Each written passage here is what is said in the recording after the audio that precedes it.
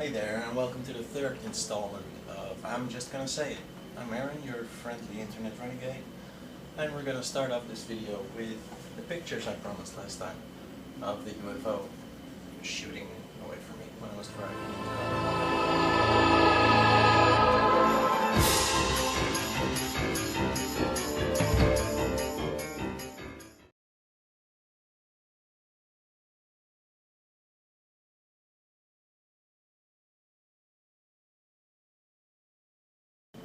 Here you can see like the back of the UFO. It was not your standard circular disc. It was like a elongated craft with lights underneath, kind of like a flying DeLorean. But I couldn't see the actual DeLorean, quote unquote, because the lights were fucking bright. And in the second picture here, you can see the same thing, like 1 or 2 miles away from us. As you can see, it's got a totally weird shape. I'm not sure what I photographed, but No, I want to dedicate the rest of this video to getting talking a little bit more about parapsychology. As I told you in my last video, it's the field I specialized in as a part of my psychology studies.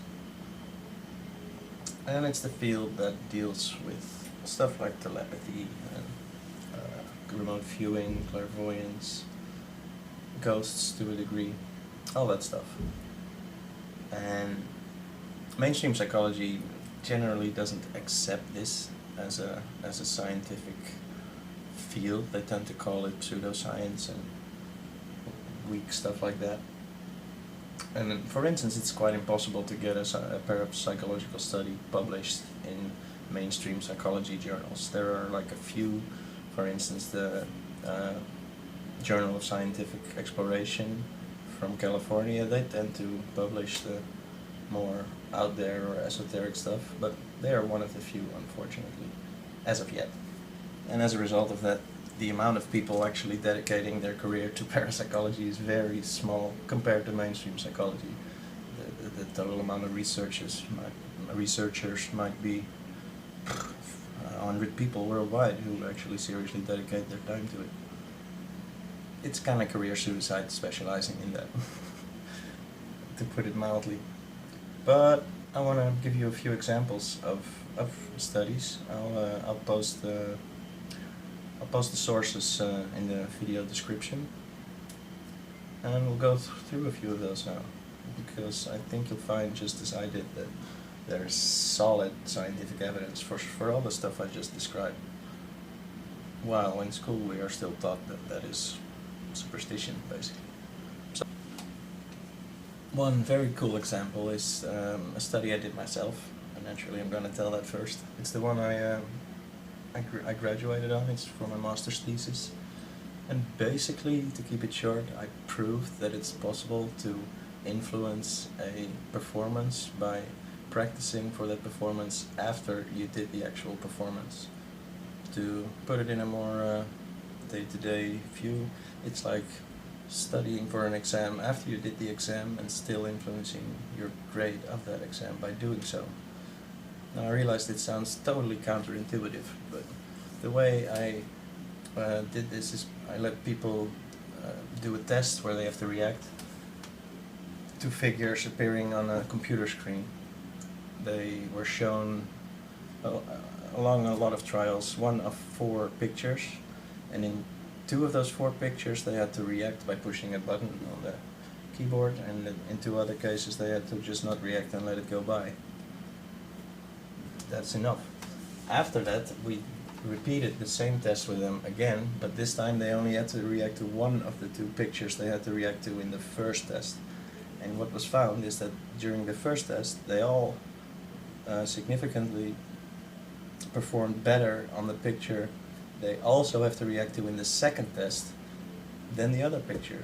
And I tested for all other possible influences that could explain such a result, but my only conclusion basically was that the training was going, the effect of the training was going back in time, influencing the first test.